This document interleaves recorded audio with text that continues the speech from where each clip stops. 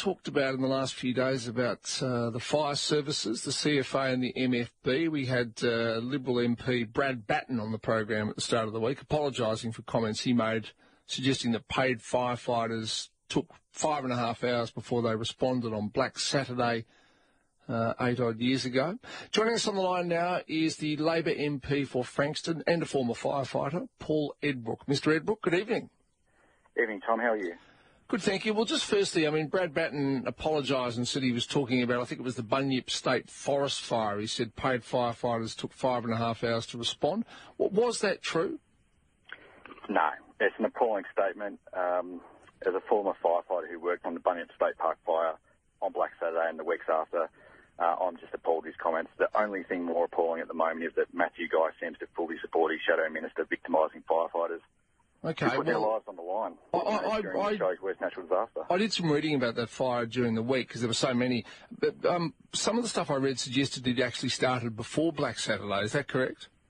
That is correct. It started on the 4th, and there was incident control teams from with paid staff from DSE and Parks. But what's not well known, and he hasn't just said this once.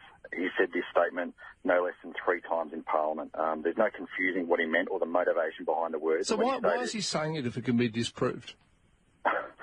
I think it's just to victimise and denigrate firefighters. He actually said in June last year, and I quote, "We can go back to Black Saturday when for the first 6 hours it was only volunteers fighting fires in Victoria, and in a different speech that very same day, a good example would be Black Saturday, where for the first 5 or 6 hours of Black Saturday, there were only volunteers on the ground." There's no arguing the meaning of these deliberate statements, and it's almost like he thinks that the more you mislead Parliament or our community, the more it's perceived as the truth. Okay, well, that's interesting. I mean, he did apologise, and he said the wrong thing. Now, look, can I ask you something else, though? You mentioned volunteers, and obviously the opposite is paid firefighters. There's been a lot of discussion this week about a restructuring of our fire services. This morning on the rumour file, it was revealed that tomorrow a new firefighting organisation called Fire and Rescue is going to be created that will house all professional firefighters, be they currently CFA or MFB, and the CFA from this point on will become volunteer only. Would you like to comment on that? Look, as you know, Tom, I'm not a member of Cabinet. I do know that this is an extremely complicated issue that certainly wasn't helped by the Turnbull government using as a political football. Whatever is planned, I'm sure will be aimed at improving our community safety and making sure fireys can go back to, volunteer-owned staff fireys can go back to concentrating on what they do best, which is saving lives and property. I do know that morale on fire stations is as low as it has ever been due to the attacks of people the likes of Brad Batten, and this is a significant issue that needs to be dealt with as soon as possible. Okay, but would it make sense, though, to physically separate career firefighters from volunteers? Well, we've got to a point where the interference of the Turnbull government has made signing an EBA for career firefighters almost impossible. These people have a right to operate under an EBA, and we've got to get it signed somehow.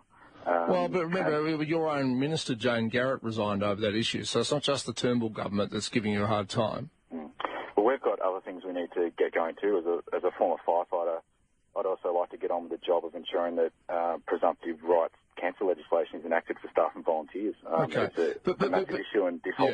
Okay, but just the bigger issue. I mean, I know we'll probably know the answer to this in 24 hours, and you've said that you're not a member of Cabinet. But just from a general perspective, would it make sense to put the career firefighters in both the MFB and those that are in the CFA in one organisation, and perhaps the volunteers in a separate organisation? I believe that it would. This is a system that has certainly not been updated for 40 years, and our community has changed dramatically in that time, and the fire services in many ways haven't. Paul Edbrook, I appreciate your time. Paul Edbrook, Labor MP for Frankston and a former firefighter. So we had a go at Brad Batten, and Brad Batten did apologise for his comments, saying that professional firefighters took 5 or 6 hours to respond on Black Saturday. And that was a silly thing to say. I don't know why he said it, but he did. But tomorrow, a lot of speculation this week over the future of our fire services. The rumour, which I heard this morning on our Brekkie show with Ross Stevenson and John Burns, is that a new organisation called Fire and Rescue, so it may involve other emergency services too, but it'll be called Fire and Rescue. That will be where all the career firefighters will go, And I reckon what will happen then is that a lot of CFA stations, which started their lives in rural areas but are now in outer suburbs, they will be completely staffed by paid firefighters, and they'll be essentially the same as the MFB with this new name, Fire and Rescue. Out in the bush, it'll be back to the CFA, and they will be all volunteers. Now, that's only a rumour, but Paul Edbrook, the Labor MP with whom we just spoke, said that sort of organisation restructure would make sense. It's 7 to